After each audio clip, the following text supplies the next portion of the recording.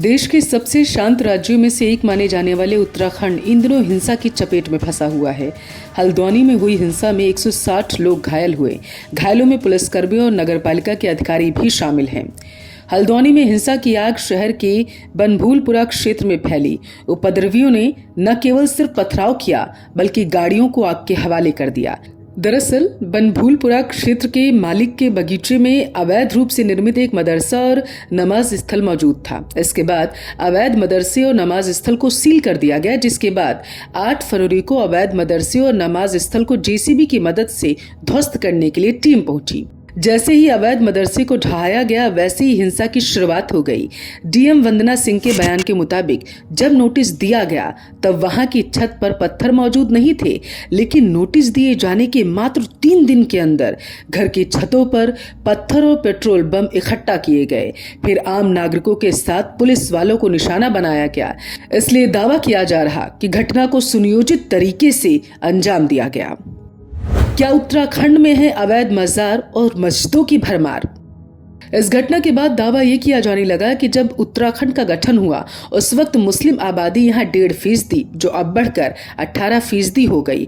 उत्तराखंड में बढ़ती मुस्लिम आबादी, लव जिहाद और लैंड जिहाद ने भले ही हिंदुवादी संगठनों के माथे पर बल डाल दिया। लोगों ने दावा किया कि मुस्लिम समुदाय के लोग पहाड़ों में जाकर घरों, खेतों में कब्जा कर रहे हैं। कब्जे के लिए मजार बना दी जा रही, हालात बदतर हो चुके हैं।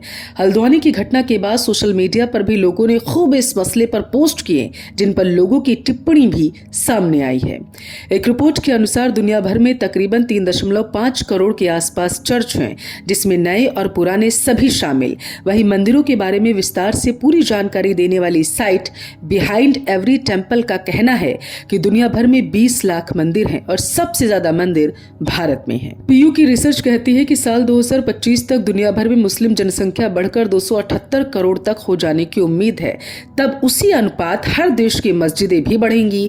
ईसाई धर्म के बाद इस्लाम दुनिया का सबसे बड़ा धर्म हो जाएगा। दुनिया भर में ईसाई कुल मिलाकर 260.5 करोड़ के आसपास हैं, तो मुस्लिम 180 करोड़ हैं।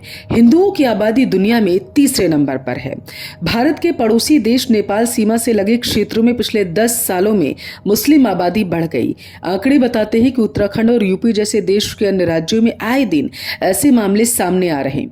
उत्तराखंड के कई इलाकों जैसे बनबसा, जौलजीबी, पिथौरागढ़, धारचूला, खटीमा, झूलाघाट आदि में बड़ी संख्या में मस्जिदें और मदरसे बनाए जा रहे हैं। साथ ही उत्तर प्रदेश के कई इलाकों जैसे बस्ती, बहराइच, गोरखपुर इलाकों में भी मस्जिदों और मदरसों का निर्माण किया जा रहा।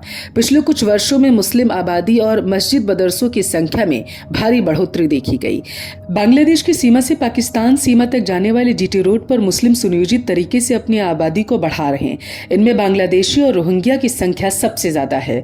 उत्तर प्रदेश और उत्तराखंड के साथ साथ यह सड़क बंगाल, हरियाणा, बिहार, पंजाब जैसे राज्यों से भी निकलती है और इन सभी राज्यों में एक समूह द्वारा साजिश के तहत आबादी का नियोजन और बंदोबस्त किया जा रहा और इसे देश की सुरक्षा के लिए सरकार गंभीर खतरा मान रही।